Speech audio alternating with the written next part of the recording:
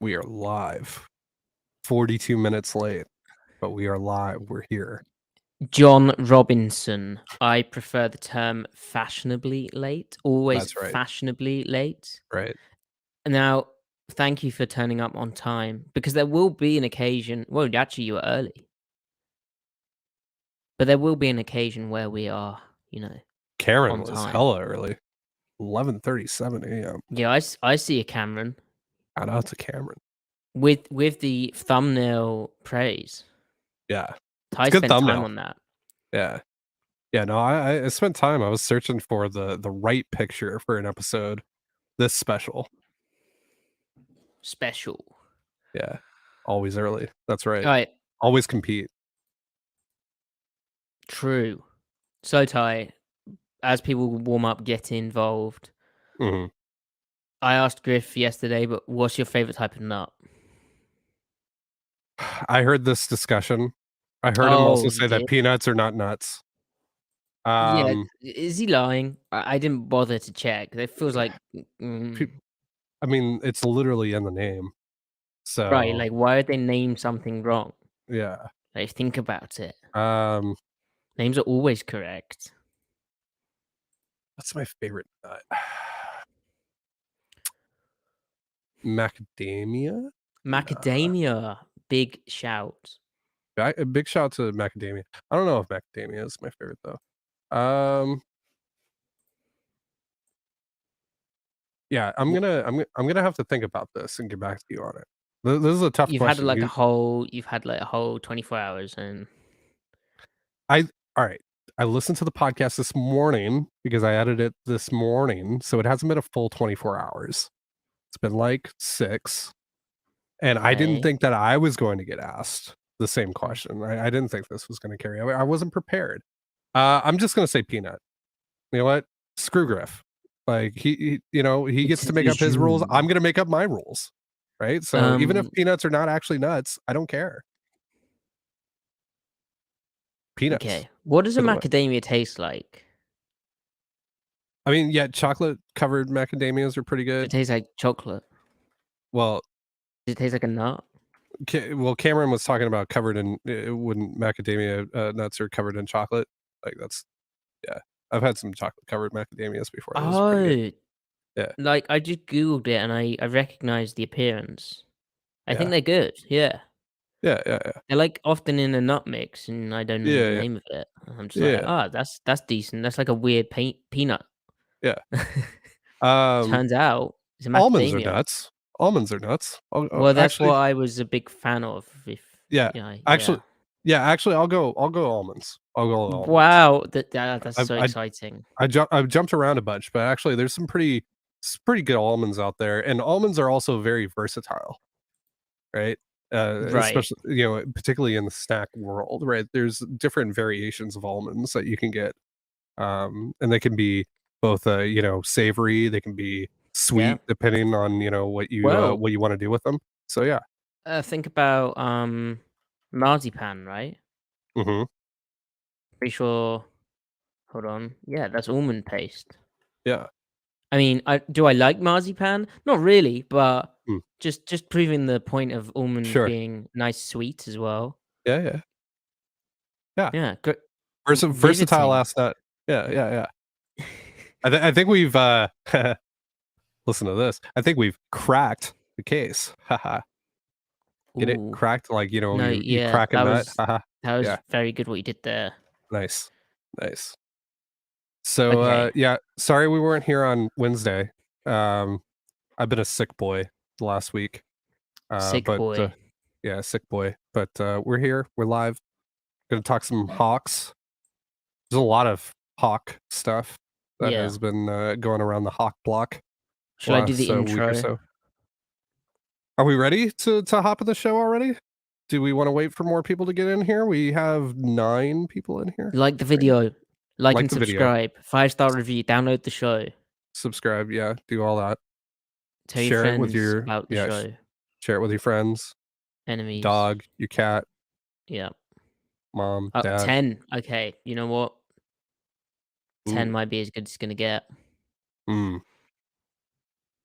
Hopefully not. Hopefully we get more than 10. But we do Ty, appreciate the 10 that are in here. Ty, tomorrow Newcastle United play in their first I heard. domestic final since 1955. I heard. Against Man U. Hopefully they bring it home for the Geordies. That was so American. That was Yeah. brilliant. I love that. That was amazing. Talking Yeah. of American, are you an almond or an almond? You're an almond, right? Almond. All right. Almond. So you know those things in the sea, Mhm. which come in like a shell, Mhm. and you eat them. Oysters? Nope. They're also a mollusk. Okay. Yeah. Um, Mussels? nope. I don't want to say it. It's quite sweet and like comes in like a round disc. Clams? Clam? Nope, a round disc, a bit bigger. Round disc. I've said like 4 You'd things. you'd sear them. Sear them. Yeah. I It sounds a bit like you could have a similar discussion about almond or almond with them, but not really because it's an AL. Oh, Oh, someone. scallops. Scallops. Yeah, I don't Scallops. know. You're a scallop. What would you say? Well, you could say scallop. Scallop? I mean, Yeah, that's not that different. I'm gonna Scallop, scallop scallop, this scallop. scallop. Yeah, that's fine. There you go. I don't know why I I might didn't just write it in the chat, but it was a fun guessing game. I was like Congratulations, Noah Berman. I was like, I've said mussels, I've said oysters, I've said clams. I was like, what am I missing? You're Thank you. missing Thank you. seafood. Yeah, thank you. Thank you, chat. I'm a Yeah. big seafood guy. What's Oh, your Cameron got it first. My bad, Cameron. oh, there we go. What's your favorite kind of fish Oh, to eat specifically? I keep it simple. I like salmon. I like salmon bagels. no. Come on. Why I don't. not? So, like, cured salmon, like Yeah. smoked salmon, Yeah, smoked like, salmon. Yeah. just Yeah. really big fan. But, like, when it's cooked, like, I don't know, man. It's No, I'm quite not a I'm mediocre. no, I wasn't talking about cooked salmon. I was talking Well, about you like said the whole fish. You said salmon. That was, like, your thing. yeah, but like I'm talking You just about eat like loads a of smoked smoke salmon. like a smoked Just salmon or like a smoky, on a fishy boy, bagel are with you? Lots of oil. like a little bit of cream cheese on a bagel. Bit of chives on Slops. there, bit of lemon Yeah. juice. Yeah, a Mm, little lemon juice. Yeah. mm. Yeah, absolutely. There you go. Yeah, no, to be fair, like whenever it's an important day, I'll have that as a breakfast, like someone's birthday. There we go.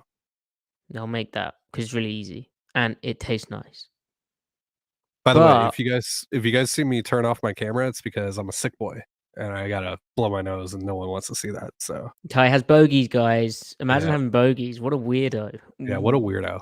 Yeah. what a Imagine being freak. sick. Yeah. Imagine. Yeah, I never get sick. Like literally last Yeah. time we recorded, I developed a terrible flu. Yeah. Yeah, but that's fine. I never get sick, so I just You power feel through better it. now? Yeah, I do. Nice. Yeah. So before we get into it, what do you think about Newcastle's chances tomorrow? It's gonna be a tough game. Mm. So their goalkeeper, Hmm. Nicholas Pope, Yeah. unfortunately got himself sent off in the previous game Oh fairly no. early on, which means he can't play against Man United. And he's been a very good signing and very good goalkeeper, key to a very stout defense, best defense in the league. And then the other issue is the backup goalkeeper, who was the starter before Nick Pope arrived, Martin Dubravka. He did this weird thing where Nick Pope was signed. He was like, I don't like the look of this. I need to leave. He then went and joined Man United, which they already have a starting goalkeeper. So it's like, why are you doing that? And I think he thought he could play in the cup games with them, but he could have done that at Newcastle. He Mm. went on loan to them. And after like Newcastle's one of their backup goalies got injured, they then recalled him from that loan, but he'd already played for Man United. So Now he can't play against Man United because he's cup tied. Because I think he played. Yeah, so I think he played in the League Cup. That must be what it is. But anyway, so now Newcastle have their third choice goalkeeper in. They sent away the guy who got injured when sent away. That's very American. They sent away the guy who got injured when Dubravka was yeah, recalled. that's I He's don't gone. think we would ever say sent away in America. Sent him down, you know. Yeah, He's been sent down to the minor leagues. Sure. Yeah. Yeah, That's very baseball. Yeah. Yeah. I know my baseball. You know that. But anyway, Yeah, we're talking that's true. football, as in soccer here. Yeah. And so now they're on their fourth choice goalkeeper, technically, who they signed as a free agent when they needed some depth because when Dubravka left, and this guy is called Loris Karius. Mm-hmm. Now, Loris That's a Game of Karius, Thrones character. he looks like a Game of Thrones character as well, and he's had a kind of Game of Thrones arc, which hopefully is going to end in a redemption here. Not like incest, like, you know. Okay. Yeah. Yeah. Right, okay. Thank you for clarifying that. As far as I know, so yeah. He was at Liverpool and looked like a really promising goalkeeper. Was doing really well. They got to the 2018 Champions League final against Real Madrid, and he made two like awful mistakes for goals. And I think it was the first and the third goal. Mm-hmm. And it turns out he was probably concussed during that game. Oh my god. And he received like death threats. Oh boy. It like completely ruined his career. It showed up that he was like elbowed in the head before he made his first mistake. It was a complete disaster, and his career just collapsed. Jeez. But now he's back in Newcastle United, starting a League Cup final, and this is redemption time. You know what? I'm rooting for him. I'm rooting for him. Yeah. I mean, it would be cool. Yeah. So, maybe he'll have a big save tomorrow. Maybe to help hopefully. It's the Magpies, right? Yeah. Help the Mags. The Mags. The Maggies. Help the Maggies get their League Cup championship. I'm pretty sure Newcastle's they have two mascots, and I think the girl mascot is Maggie. Okay. I think the male is Monty. Monty and Maggie. Yeah. I could be completely wrong. But yeah, big events, and realistically Newcastle have hit a dip in form. Man United are on the up. Marcus Rashford looks really good. Mm. It's going to be a tough game, but there's a team spirit to Newcastle that you'd hope will win through. That's right. I'm very nervous. Also, if anyone has a ticket, you know, throw Matty F. Brown's way. Yeah, just give me a ticket for free, even though they're going for like £1,000, and they're probably not even real. Where is this match being played? Wembley Stadium. Oh wow! Have you heard of that? No, never heard of it. Right. Yeah. I just said oh wow because it sounded fancy. Right. Not because I knew what it was. Not because it's like the home of football, soccer. Yeah. Fair. Okay. Is that the same as Wimbledon? No. Wembley, Wimbledon, you know? No, Wimbledon's in not near Wembley, you know? It's a different part of London. But other than that, they're exactly the same. Right. Both have grass. True. Yeah. Both involve balls. Mm-hmm. Yep. Yeah. Okay. Should we do the podcast? Yeah, let's do it. Okay. Welcome to the Seattle Overload podcast, where it is time for our Seahawks News Roundup and chat as Ty coughs because he has been ill, which is why it was slightly delayed. But a delay is not a bad thing, Ty, because we have a lot of Seahawks news to talk about. Yeah, it allowed for a lot of stuff to happen, especially over the last 24, 48-ish hours. So we got a lot to get into. I mean, what do you want to start with? We got a lot to go over today.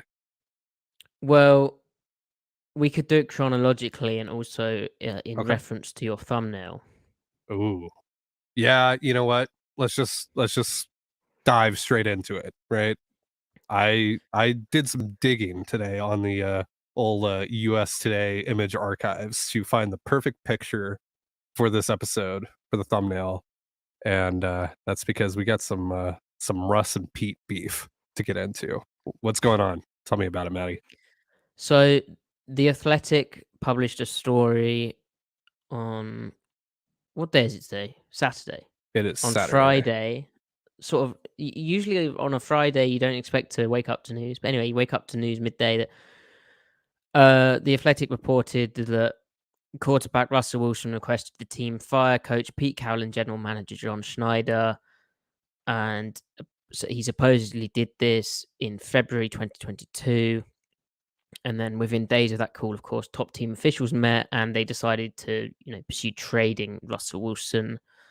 The quarterback also apparently had a preferred replacement in mind, Sean Payton, who'd obviously at that point in time recently stepped down from the New Orleans Saints. He's now coaching Russell in Denver. And Wilson, basically, with his obsession with winning MVP awards, also Super Bowls, he was convinced that Carroll and Schneider were inhibiting his quest to achieve those goals. So honestly, I wasn't really that surprised at any of this, but it's kind of for the Athletic to report this. I imagine this guy is like Mike Sando, highly reputable. It is still, despite not being surprised, it is still like, wow, this is quite the story. Right. And context is very important here when we talk about this and talk about how it was reported. This was a story. I mean, this was a tidbit within a story about Russ's first year in Denver. This is not a Seahawks hit piece necessarily. This was just a detail that was included and has ultimately become the biggest takeaway from the story for a lot of folks. Yeah, it's like a little intro to Yeah. a Broncos piece. And so, I'm not surprised by it, like you said. I think a lot of people can, put two and two together that for Russ, it was a, me or them type of situation. I think maybe for some felt that it was just, Russ, no matter what, just wanted to change the scenery and he wanted to go elsewhere. But I was always kind of under the impression that he would stay in Seattle so long as he had things his way. And I just think that, the relationship he had moved past the need for that relationship. It's incredibly disappointing to hear. Now, it's very important for us to mention here, though, that Russ's legal team, issued a statement and said that these are, I'm paraphrasing, but unequivocally false or fabrications is essentially how they classified the report. And then Russ, took to Twitter and said, Pete's like a father figure to me, and John Schneider believed in me, and I never wanted them fired. We just wanted to win, and that's it. But my personal opinion on this is Russ has denied things in the past that have turned out to actually be true, like him requesting a trade.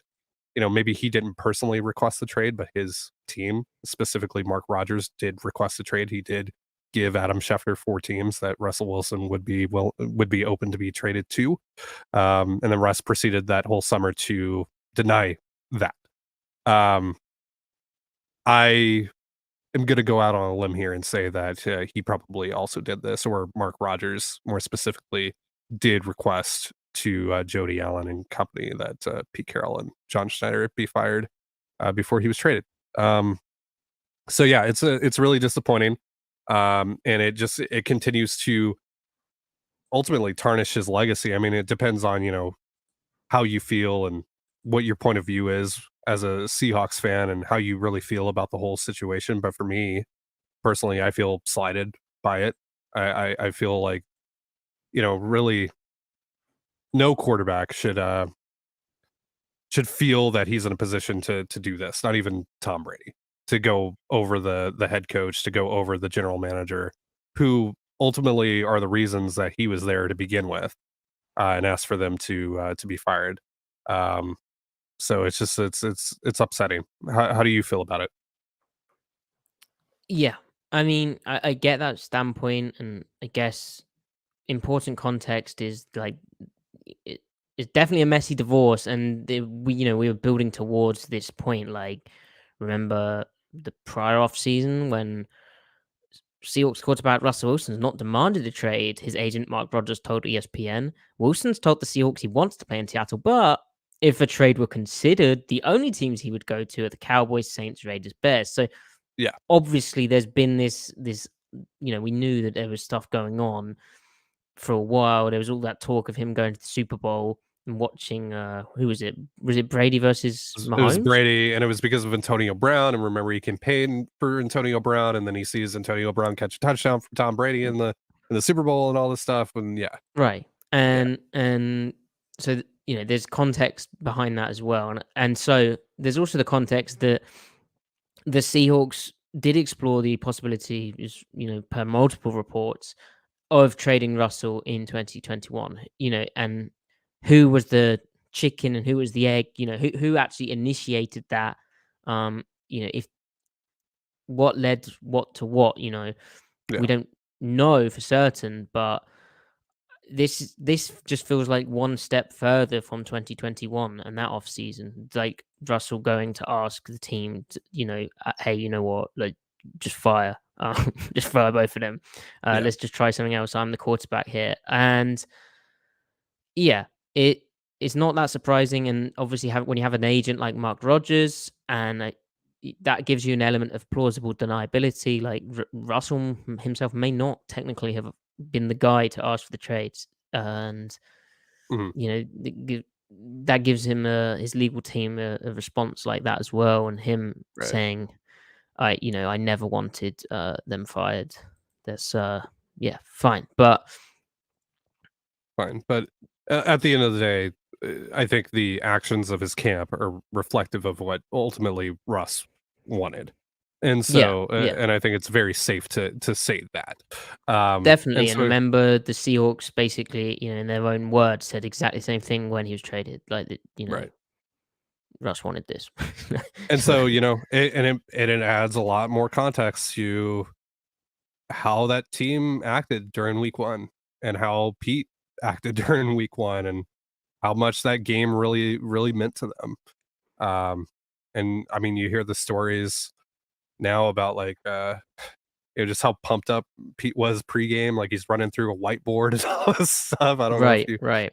you heard that from, was it Quandre that talked Yeah, it's about that? Quandre But Diggs. Yeah, yeah, and then, you hear Tariq talking bad about, Russ, and obviously Tariq wasn't part of the Russ era, but, like, it's clear that, a lot of guys there, whether they spoke nicely about Russ after his departure in the media, did feel a certain way about it, did feel slighted by Russ, and I think that's, partly because a lot of those dudes really respect Pete, and if you disrespect Pete, who's a legend at the end of the day, whether philosophically, um disagree with Pete, you don't disrespect Pete like that. You don't do it in that way and how this is being reported. And I think that definitely rubs a lot of guys the wrong way. It probably has them feeling, some type of way towards Russ right now. So, you know, um, yeah, man, it's just, it sucks because it's like, at the end of the day, like, I still don't have any doubts that, eventually the relationship is going to be mended. Russ is going to end up going into the Ring of Honor. He'll have his jersey retired and all this stuff in Seattle. And he'll get his flowers as he deserves. not for But a it while sucks. though. Yeah, but yeah, not for a long time, and that sucks that it had to, in this way, and that it continue, and that more stuff like this continues to come out even a year after the relationship has ended. That continues to, essentially tarnish his legacy in Seattle, and and I know that part of this as well with him, like, coming like, feeling the need to come out and say on Twitter, like, because he could have just ignored this yesterday. He could have just let it go, like, Yeah, whatever, like, it's just I saw Fox News was tweeting about it. Like yeah. Oh, I was national on news YouTube and, organizations picking this up. half of the recommendations I was getting on YouTube were videos about it, were, like, podcasts and, like, clips from First Take and FS1 and all these, networks talking about it. Like, it was a huge thing yesterday. It was specifically the part about him requesting for, Pete and John to be fired. But, I think the reason for him, that he really felt the need to come out and say, or to dispel the rumors or whatever you want to, consider them, was because he wants to try and protect his legacy in Seattle. He wants to, because look, there was some reports that came out after week 1 that when he got booed, that upset him, that hurt him. And I mean, it has to, right? You give 10 years of your life to the city and everything, and then you end up leaving, and then you come back and people hate you.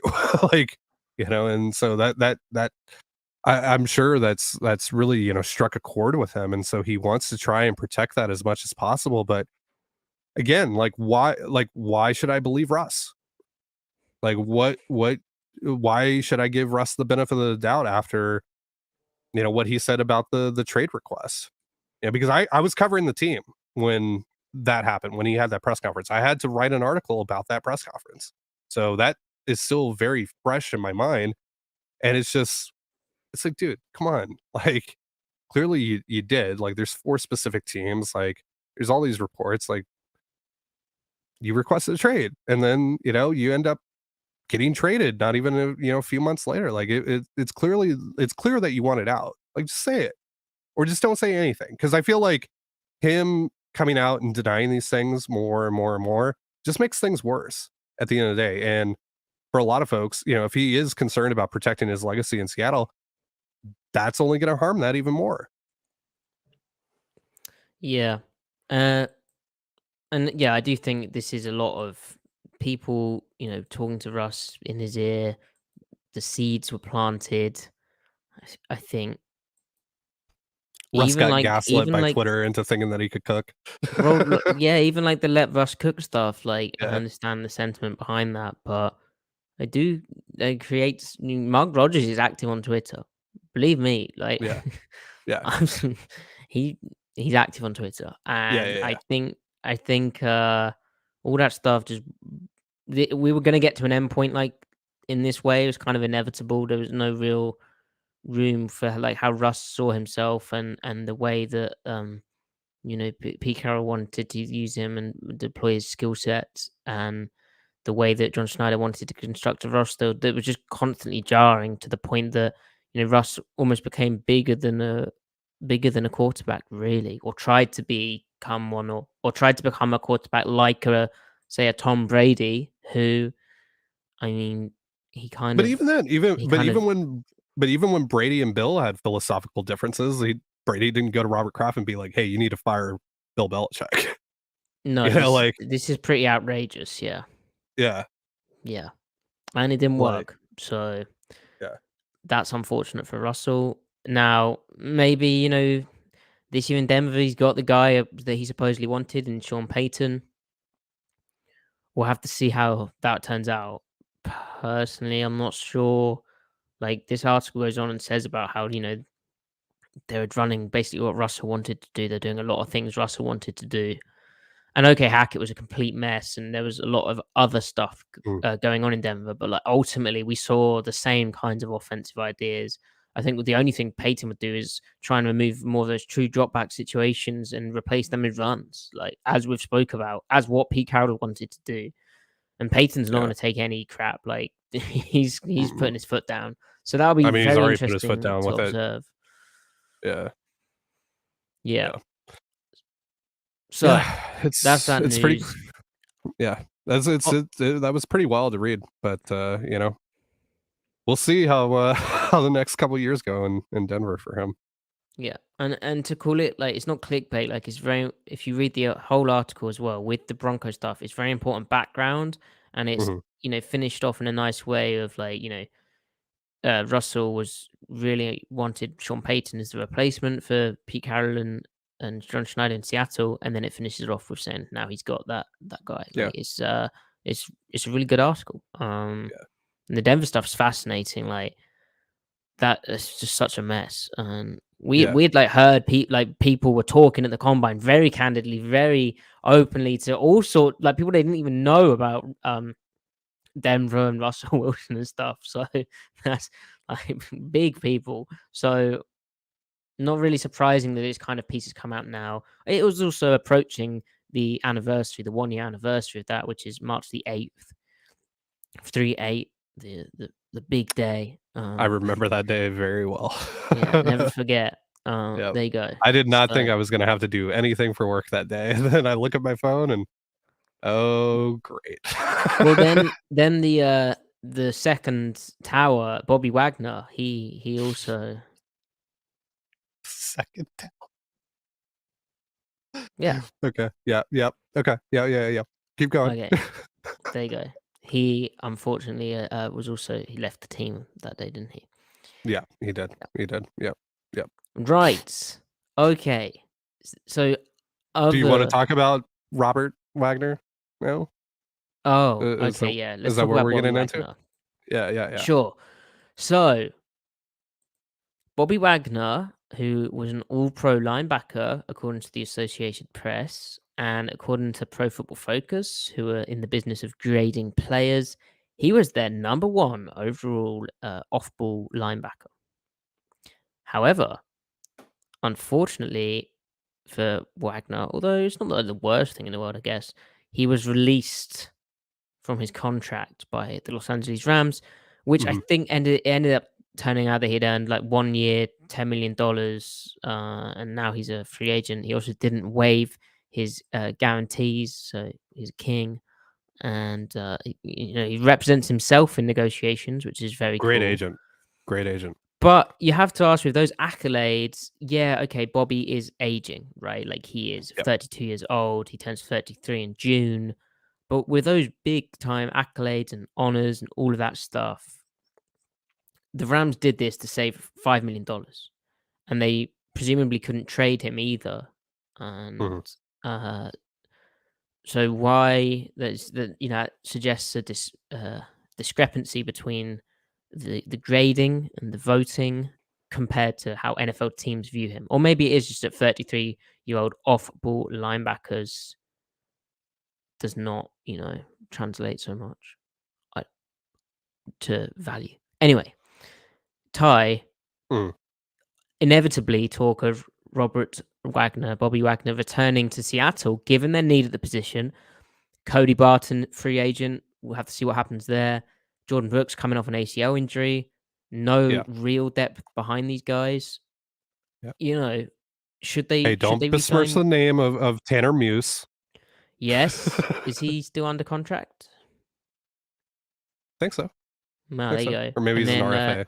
Something like that. Johnny Rattigan and Yep.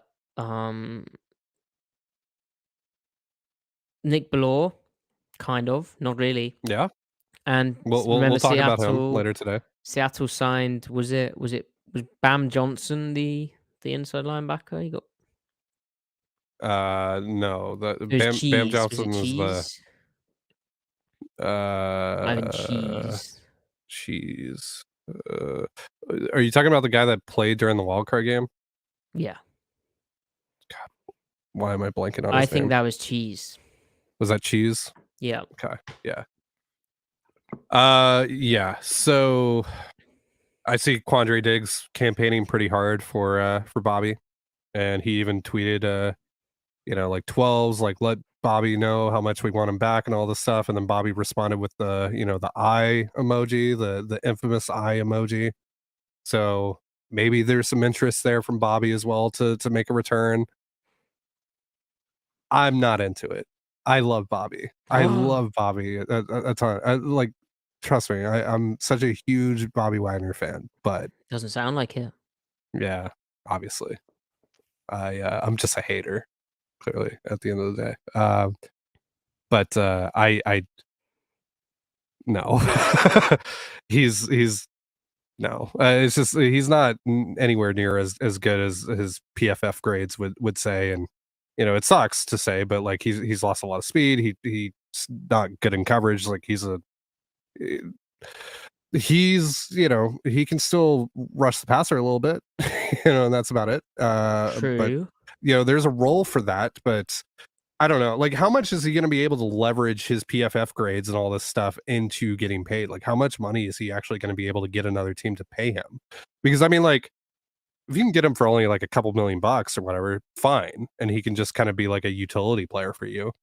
Okay, maybe you can make that work.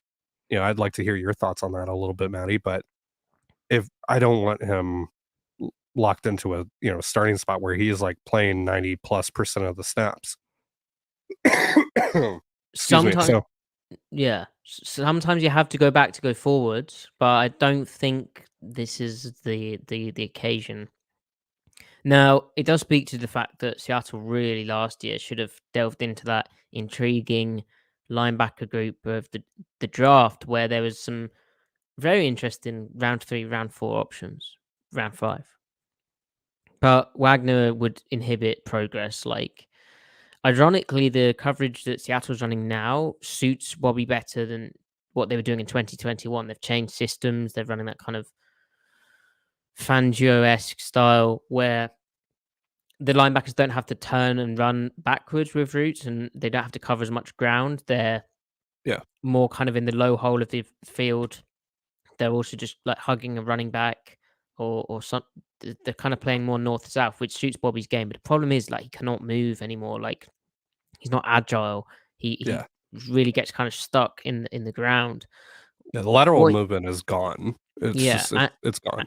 and we saw that in 2021. But even with the Rams, where they're running the same kind of coverage system as Seattle, similar rules, but they did so many things schematically to try and remove Wagner from those situations where he'd have to do a bit more movement wise, which you'd say Mhm. is good coaching, but like it really matters because it limited what they were able to do and it kind of regressed what they'd been doing in previous years. Like, because you're only able to do certain looks to get to which Wagner can execute. And even Right. then there was mistakes where he just wouldn't, well, it wasn't mistakes, but like teammates, sort of thought he'd be playing a certain technique in the coverage, and he wasn't doing that. Probably Right. because he, uh, knew he wasn't doing that, but then it caused a real issue for the defense, or they'd keep him in an easier, less athletically taxing assignment in coverage, and that would give up so much ground underneath. If you had an actual more athletic player, you could then play more aggressive stuff. So he's just like, honestly, the more I speak about this, the more I feel bad because obviously, again, I Yeah. love Bobby Wagner, future Hall of Famer, Yep. Seahawks legends, like Yep. Ring of Honor, all of that great Yep. stuff, and he's conducted himself brilliantly. He's a very interesting guy off the field as well, with how he represents himself, but also Yep. when he introduced those books at the podium, Yeah. and Just an he just incredibly intelligent man. Like just very impressive with everything that he's done in business. Like, yeah. right hearing him talk, all that stuff, but like it borders on him being a liability. And honestly, if Yeah. like Brooks or Barton are healthy, they're both like better players. So Yeah. I don't, it doesn't really make sense as an ad. And hopefully he'll be able to, leverage his performance in terms of like the PFF grade, the tackle numbers. He had high tackle numbers, didn't he? And the all pro status into a different team who's desperate to pay him. Say like the Bears, maybe that, they traded Roquan Smith. Maybe they want a like 1 year stopgap veteran guy. Like Bobby should be able to get interest, but like I don't think like Seattle, it wouldn't really be a good idea. Now the one thing he's good at, as you said, Ty, is blitzing, and if you put him down at the line of scrimmage, that's where he's best, and that's how the Rams look to use him in passing situations a fair bit, like mugging the front and rushing, because he's actually like Yeah. really really good at that still. Yeah. Um, Yeah, if he can be like a utility, rotational type of player for you, then great. But there's a certain cap on, how much money I'm willing to spend on that. right, So and then the fact that like just culturally, like Bobby's such a leader and presence that is he going to want to you do that? yeah, Yeah. and well, and are you like are you going are you regressing for no reason as a team? Like, Yeah. I think Seattle's good at moving on. With Wagner, they moved on at the right time, Yeah. and I doubt they'd want to go back. They know why they moved on. Yeah. The other thing too, right, is like, Bobby has said that like there's no hard feelings towards Pete or John or anyone, but he did feel slighted by a couple of people within the organization. He didn't say who, but I don't know if those, he said that he's had conversations about that, with those people, I guess. I think he told Richard Sherman that on his podcast, but, are those wounds still fresh? Like, obviously he did the whole eye emoji thing, but that's not really a confirmation That's necessarily being that a good he's agent. down to come back. Yeah. So, one has to at least wonder here if he actually is open to coming back so soon after how everything went down. But the thing too, though, you mentioned someone like the Bears. I mean, sure, but like, I don't know. I feel like at this point for Bobby, it's probably not about like how much more money he can make. It's probably just about like, Yeah, can I get a that's ring? Schefter said it was about winning for him. So maybe there's Yeah, a Super Bowl contender who likes what he'd add, and obviously, like, he has massive respect from his former teammates, from what he brings on the field, like his anticipation, diagnosis, leadership, but just ability to read stuff probably stands out compared to, say, like, first year Mike linebacker Jordan Brooks, who's still kind of learning all that stuff. So from like a Diggs perspective, having Wagner's presence back would be big. Also, he's an older guy like Diggs. Like, there's a young team in yeah, Seattle now. So, but yeah, yeah, as a Super Bowl contender, like, if you can find the right role and the right price, and you feel you're just that one kind of rush linebacker, super smart, run down kind of linebacker away, and then maybe it's worth doing. But for Seattle, it doesn't really make sense. yeah. Right. So Seattle also has coaching news. Now, in our past episode, Dave Canales left. He went to Tampa Bay. Seattle found his replacement in Greg Olson, not Greg Olsen. It's Greg Mhm. Olson. Greg Olson. Yes. So it's not the former tight end. It is a guy who's been coaching since 1987 in Washington State. He's 59 years old. He's from Washington, Richland, Washington. And yeah, it's a really interesting hire because he's got a wealth of experience. I remember he was heavily involved with like John Gruden on the field, and was the Raiders offensive coordinator from 2013 to 2014.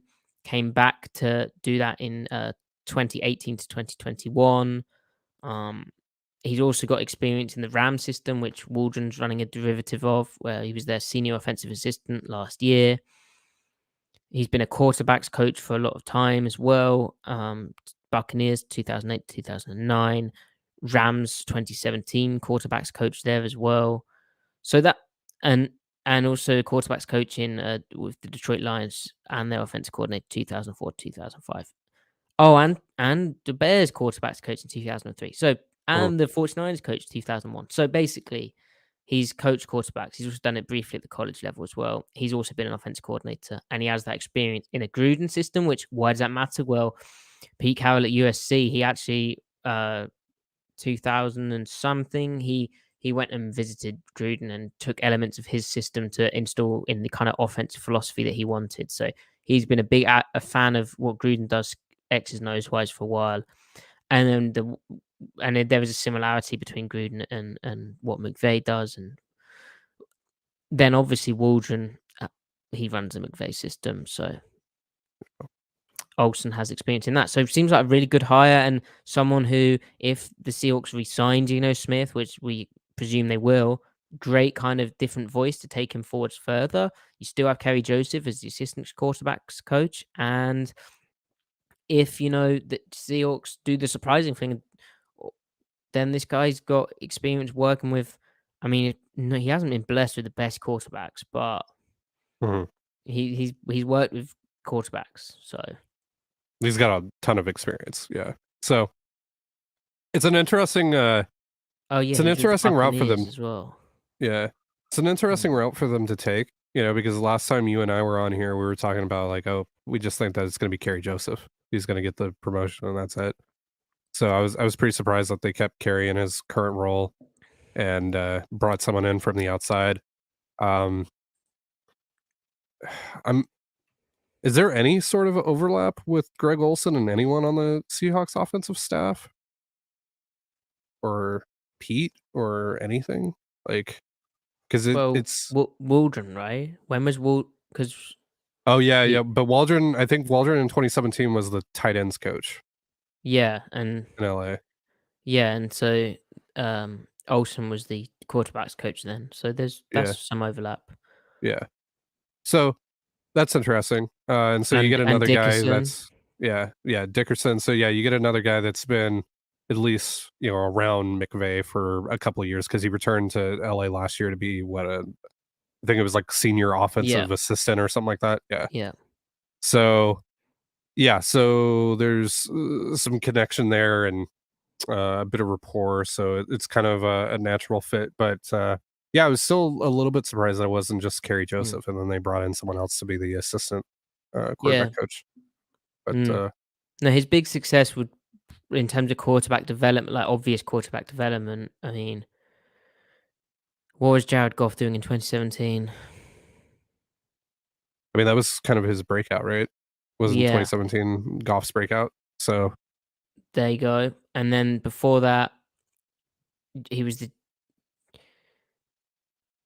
Raiders offense coordinator 2013 2014. So did Derek Carr play well then? that was 2014 was the year that Carr won the Yeah. starting job.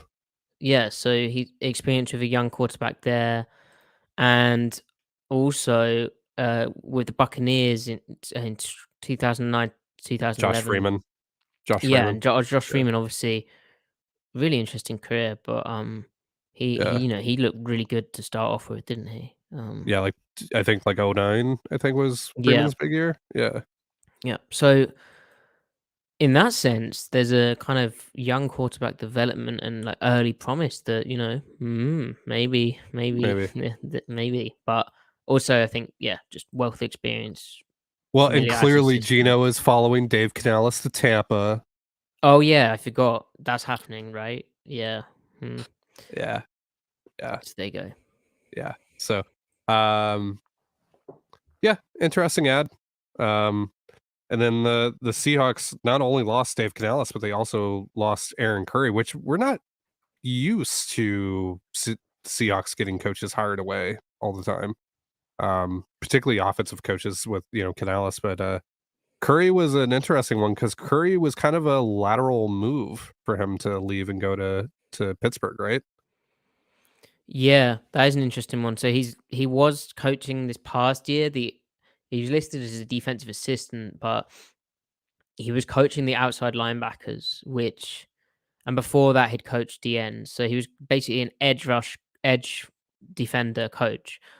Mhm. And he's left to go be the inside linebackers coach in Pittsburgh. So maybe he just wanted a different experience. Obviously, Seattle's inside linebackers are coached by John Glenn, who's been on the staff since like basically the Right. start of it all. And so that's kind of a blocked role, and Glenn's pretty good with the inside linebackers. The other factor here is Curry, I think, was given the opportunity and sort of brought onto the staff, alerted to the Seahawks in 2019 when he first joined as just an assistant by Ken Norton Jr. And obviously now Ken Norton Jr. is no longer there, so it's just different relationships, how things change across the league. Right. And I don't know, maybe I don't know. Maybe he just wanted to gain more experience coaching a different position and sort of work his way up. He is listed as an inside linebackers coach. There's no like assistant element to it anymore. So, and there's probably a slight pay rise, slight promotion to that all. But yeah, Seattle needs to replace now their outside linebacker coach because they don't have one. They're running a 3-4. They need a guy to coach the edges. Damian Lewis coaches the interior of the defensive line. Clint Hurt obviously coaches the defensive line too. But Aaron Curry was coaching the outside linebackers and now isn't. And so Seattle needs an outside linebackers coach. I don't know who that would be. There's no obvious in-house replacement.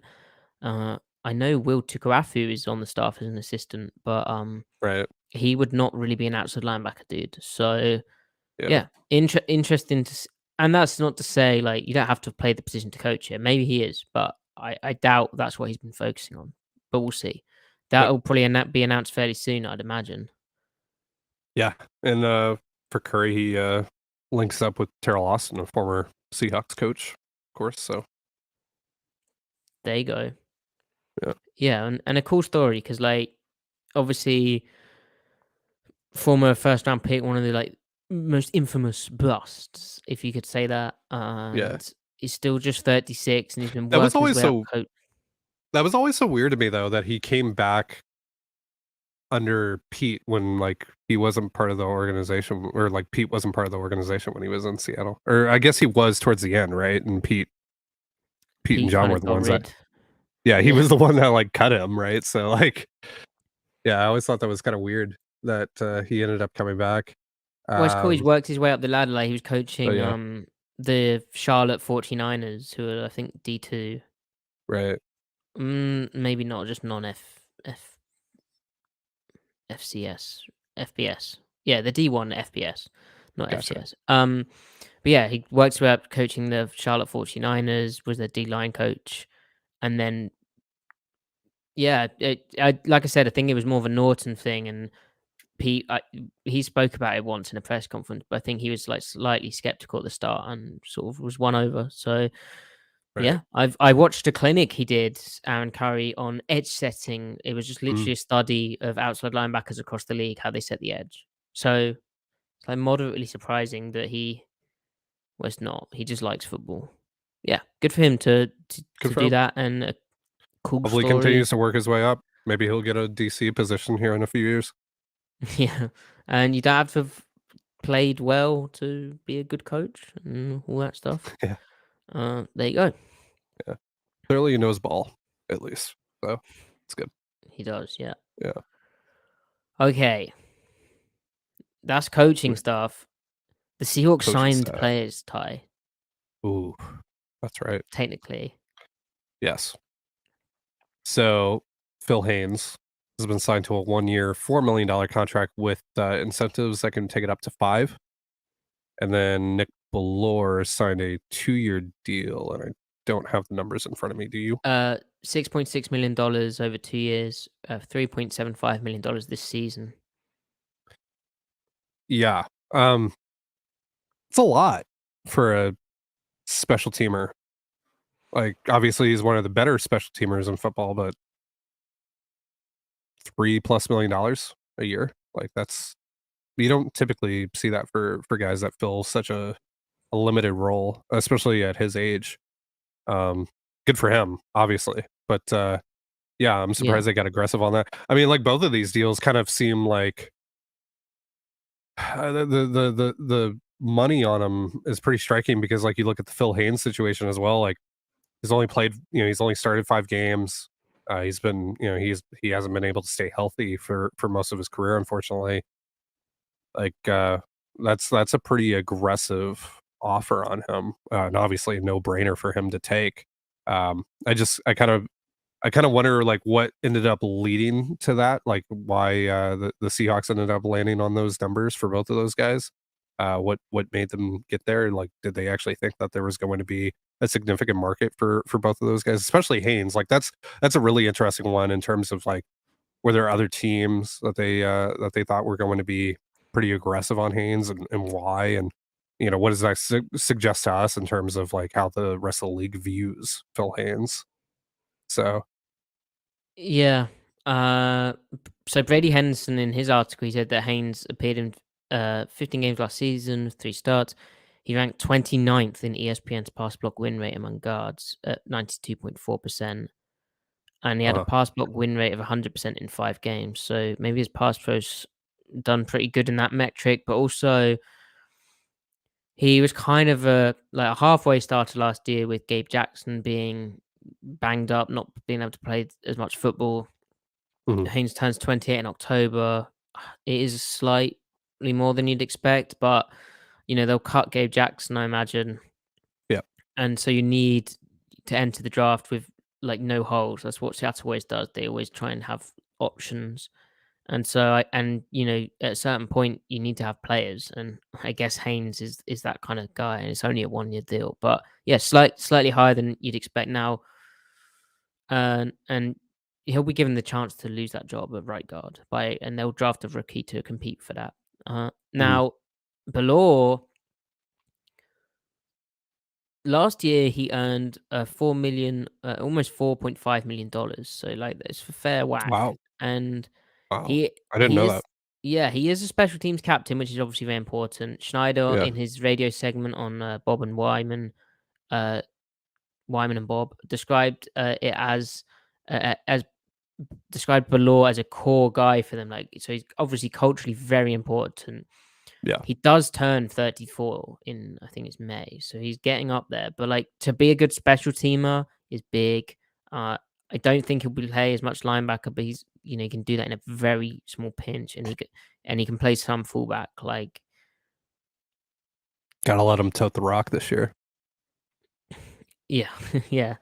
And Seattle special teams last year were pretty good, and they obviously value special teams highly. But Right. As they should.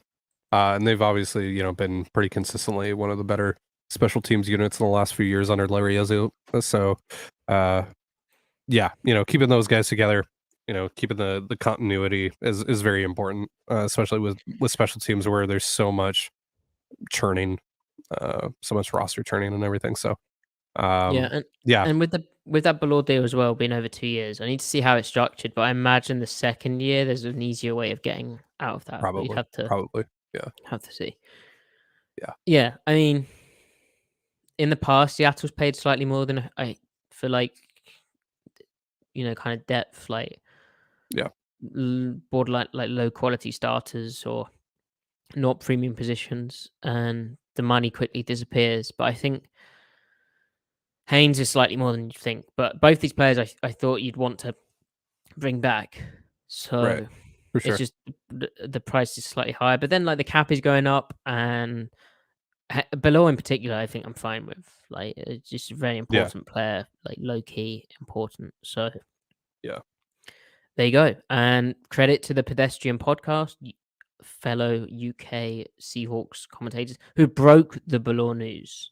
Shout out to Stu and Adam. Yeah, Yeah, shout there out. you go. They scooped us, Ty bastards. When are we Mm. gonna get a scoop? Seattle Oh, Overload tell me scoop. about it. Geno Smith has signed a. Yeah, I'm working on that. Yeah.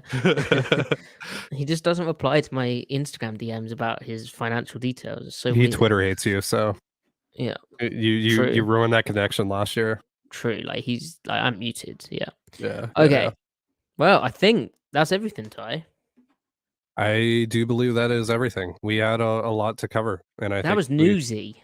yeah, and that was actually a pretty efficient way Newsy. of covering it too. I think So we got efficient. all of that done in like what 40-ish minutes, because I think we started around the 17-minute mark on the recording. Yeah, there was Scallop and Allman talk, and if Yep. you are listening, you should make Or sure to scallop. check out the YouTube channel, Matty F. Brown, where these videos are here, and you get a wonderful, very popular people pre-podcast segment, which we never get complaints about. Definitely. And we're also on time all the time as well, if you want to join us live. Nut Okay. debates. Like the video, It's fun. please, everyone. Comment. Yes. Like it. Subscribe. Yeah, let's see how many likes we got. We got Yeah, you do 33 that. people watching. Let's see how many likes we got compared to Download the podcast, 5-star review. Follow Ty on Twitter at Dane Gunzelers. Follow me at Matty F. Brown. Follow the podcast at Seattle Overload. We'll be back Wednesday. Bit of combine talk. Pete Carroll and John Schneider, who will have been up at the podium. They did that on Tuesday. Oh yeah. Then we'll be back Thursday with a bit of combine reaction. And then we'll do hopefully a Sunday episode recapping the whole combine. What numbers matter? What numbers don't? What players stand out as potential Seahawks? What players do not stand out as potential Seahawks? Wow. Who the I Seahawks love the draft? 40-yard dash. I love it. Let me stand at the line and hold the timer, the gun. That's how I determine my draft rankings. Whoever runs a faster 40 between Jalen Carter and Will Anderson Jr. gets drafted by the Seahawks at number 5. So you're the Raiders? Yeah. You're Yeah. literally the Raiders. Yeah. You're Al Davis. Yeah. That's Uh, cool. yeah. Like, yeah.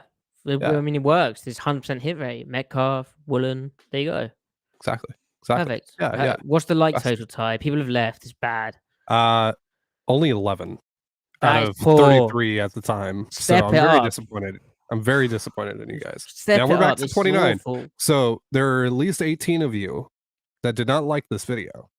Yeah, Like the video you're telling on right now. yourself, literally. Like the video. Yeah. Yeah. Thank you, everyone. Have a good evening. Sus. Bye, guys. Love you. Oh, it won't let me end the broadcast.